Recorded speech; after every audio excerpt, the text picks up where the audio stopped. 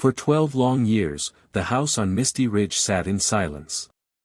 Perched at the edge of a small mountain clearing, Eleanor Whitmore's cabin was surrounded by whispering pines and the lonely rustle of leaves dancing in the wind. There was no internet. No television.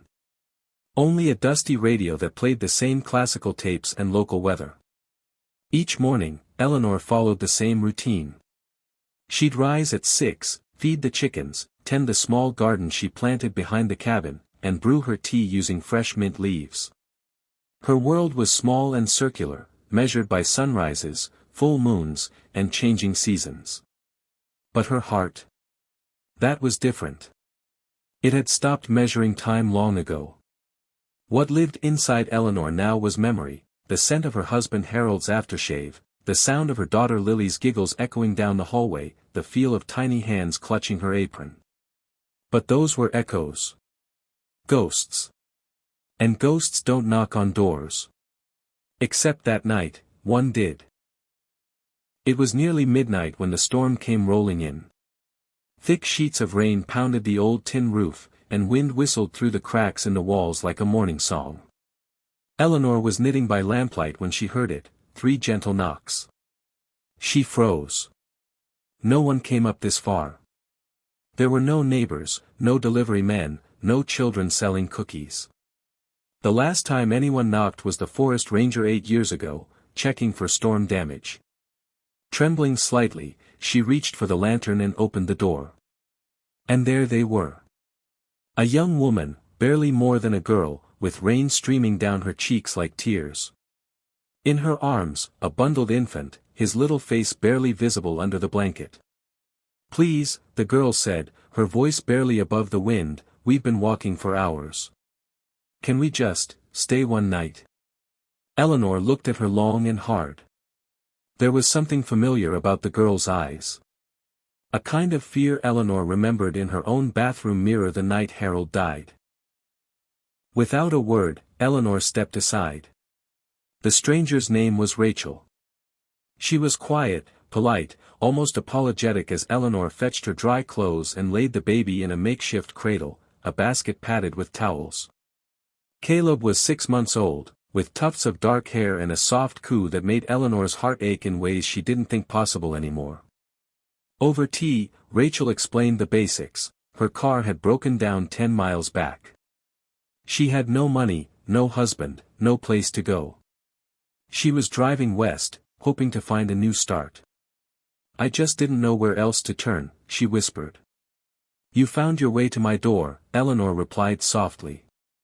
"That counts for something." They didn't say much more that night. But when Eleanor looked at Caleb, sound asleep in her arms, she felt something shift, something she'd buried long ago. Hope. The next morning brought sunlight breaking through storm clouds. Eleanor made breakfast, fresh eggs, jam, warm cornbread. And Rachel offered to do the dishes in return. "You don't have to," Eleanor said. "I know," Rachel replied. "But I need to." It was then Eleanor noticed the way Rachel clutched her baby as if afraid someone would take him. The way she flinched at sudden sounds. The exhaustion in her eyes wasn't just physical, it was emotional. Bone deep. Later, as they walked in the garden, Eleanor asked gently, "Were you safe, before you came here?" Rachel hesitated. Then slowly shook her head. "No. Not for a long time." That afternoon, Eleanor showed Rachel the attic, filled with dusty boxes and old furniture. Among the relics was a rocking horse, worn with age, and a photo album with cracked leather. Rachel picked up a picture of a teenage girl with auburn curls and bright eyes. "Is this your daughter?" Eleanor nodded, her voice tightening. "Lily.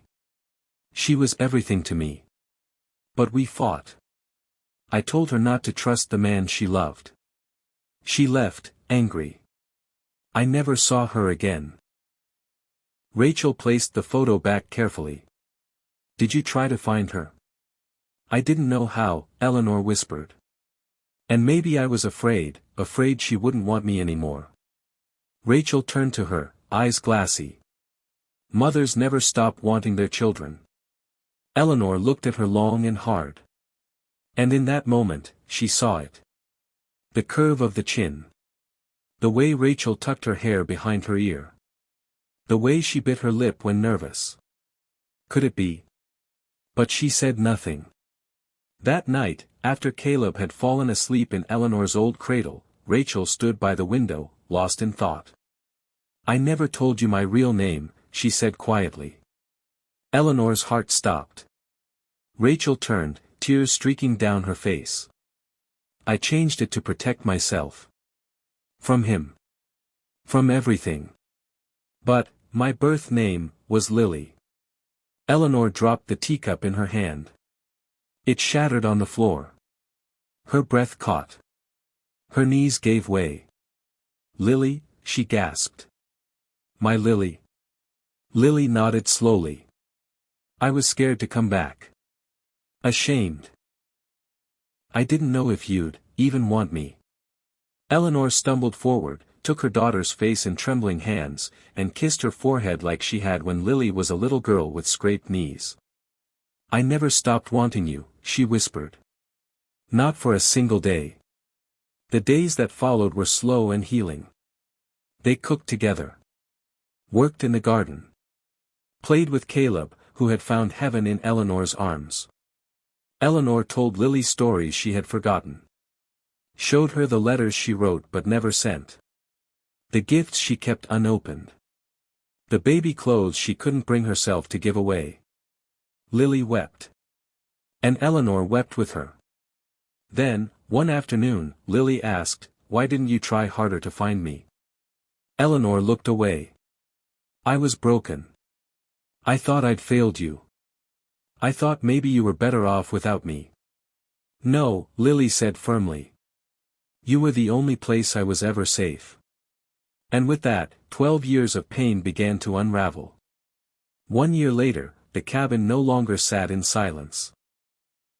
Wind chimes sang gently at the porch.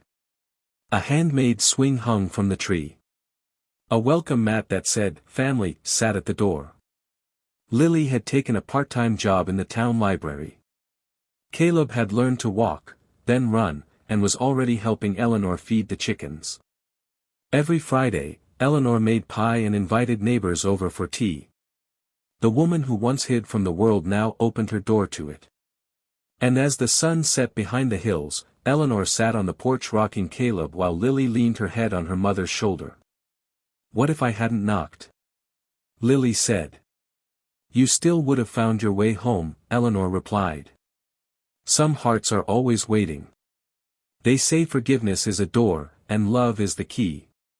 But sometimes, it's the courage to knock that changes everything." One night. One storm. One broken car. And a family was reborn. Because in the end, no matter how far we run, there's a place in the world, a light in a cabin, a mother's arms, a child's laughter, that will always call us back. You were never a stranger. You were always coming home.